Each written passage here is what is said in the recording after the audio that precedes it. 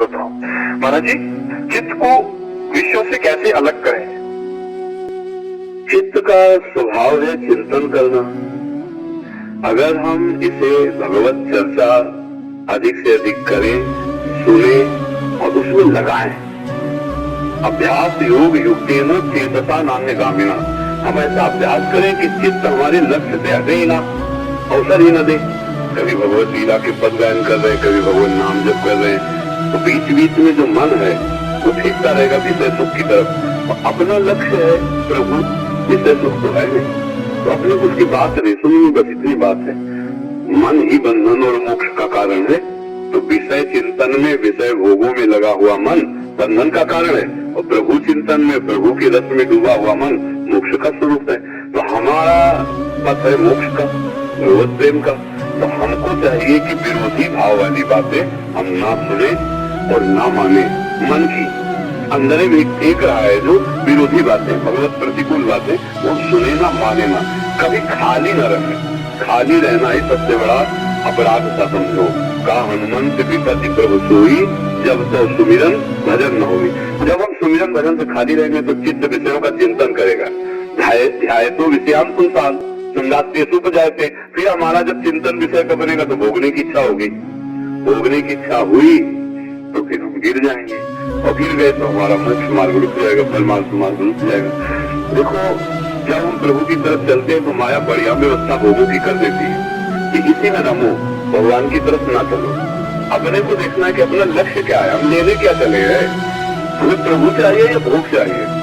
तो अंदर से जब हमारा चिंतन गलत हो, सबका होता है, सबके सब चिंतन ऐसे आते हैं, उस समय हमको उसकी सुननी नहीं है, अपने लक्ष्य की तरफ। नहीं, मेरा लक्ष्य तो वो भोग की वृत्ति तब आती है जब अपने को शरीर मानते हैं। भाई पुरुष शरीर मानेंगे तो हमारा आकर्षण काम का होगा। जितने भी भोग हैं वो सब शरीर भाव से हैं। तो परमात्मा के प्रति को इतना तो समझना है कि मैं शरीर नहीं हूँ। शरीर एक खुला बात है, एक छाता है। जैसे कार और कार में बैठने वाला अलग है, ऐसे ही शरीर और शरीर में बैठने वाला अलग है। देह और देह बिल्कुल अलग है। अब जब हम अपने को देह मान लेते हैं तब हम विकारों में गिर जाते हैं, और जब हम अपने को इतना ज्ञान रखते हैं कि मैं देह नहीं हूँ, तो अब मन जो चिंतन करवा रहा है उसकी विरोधी वृत्ति हम रखते हैं। नहीं, मैं कोई देह हूँ कि भोग करूँ, मैं कोई संसारी आदमी के संसार में नमन करूँ। मेरा लक्ष्य भगवान है, मैं भगवत प्राप्ति के मार्ग का पथिक हूँ। नहीं, फिर बढ़िया आनंद आने लगे। खूब कथा सुनो और खूब कथा गाओ, और जिनसे हमारा भोग संबंध कभी भी रहा है उनसे कभी न मिले, चाहे कोई भी हो। अगर सत्मार्ग में चलना है तो कभी अगर किसी के साथ गलती हुई है तो उसका कभी सामीप्य स्वीकार न करें। और जिन क्रियाओं से हम नष्ट होते हैं उन क्रियाओं को कभी ना करें, और जिन दृश्यों से हमारा मन या चित्त चिंतन करता हो उन दृश्यों को न देखें। आजकल मोबाइल जो है वो बहुत लाभदायक है और बहुत हानिकारक भी है। लाभदायक है कि आप सत्संग सुन सकते हैं, आप भगवान के बड़े बड़े महापुरुषों की बातें सुन सकते हैं, और हानिकारक है कि आप गंदे से गंदे दृश्य भी देख सकते हैं। फिर वो लोग क्या होगा, वो ऐसे मन हमारा गंदा है, और गंदे दृश्य देखोगे तो जो देखा जाता है, सुना जाता है, उसी का मनन होता है। जो मनन होता है वही हम प्राप्त करना चाहते हैं। तो इसलिए हमारा दर्शन ठीक हो, हमारा श्रवण ठीक हो, हमारा मनन ठीक होगा, तो मनन ठीक होगा तो परमात्मा प्राप्ति हो जाएगी। तो यही कहीं कमी है, जैसे आप कह रहे हैं ना, तो यही कहीं कमी है, आपके संसर्ग दोष में है।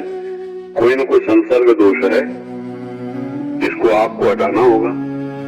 आपके साथ में संसर्ग दोष हो रहा है, जैसे डॉक्टर है ना, पता चलता है कि क्या तो ऐसे संसर्ग दोष है जो आपको इतना साधन पर लगने पर भी अभी, अरे चित्त का थोड़ा बारा इस पूरा होना अलग बात है, लेकिन चित्त व्याकुल कर दे, इसका मतलब उसके लिए कुछ खुराक मिल रही कहीं ना कहीं। स्वयं से क्रिया हो रही, मोबाइल से हम देख रहे हैं, या कोई गंदा संग है या कोई व्यभिचार का संग है, तभी हम गिर सकते हैं। अन्यथा स्फुरण होना एक अलग बात है, लेकिन क्रिया जो नहीं होगी तो स्फुरण ऐसे चंद मिनटों के सेकंडों में तो खत्म हो जाता है कि साधन में लगे। अगर क्रिया हो गई तो स्थायी बन जाता है, वो फिर मन मलिन हो जाता है। तो देखो, इनमें से ढूंढो और उसको निकाल के अलग कर दो। देखो, भगवत प्राप्ति के लिए हर कदम उनको आगे बढ़ाना है, राजी नहीं रहना। बस सबसे बड़ी खास बात इसमें होती है, हमें राजी नहीं रहना। यहाँ तक कि रिद्धियों सिद्धियों से भी राजी नहीं रहना, तब हम भगवान को प्राप्त कर पाते हैं। तो माया इतनी फेंकती मनोरंजन कि भगवान बहुत हल्के लगते हैं, भगवान बहुत हल्के लगते हैं। माया का मनोरंजन इतना गरु इतना अच्छा लगता है कि भगवान को भूल जाओ, अभी भोगो, अभी सुखी हो जाओ, अभी चल, और कुछ नहीं है। सत्य मानो कुछ नहीं, केवल एक मन का विलास है।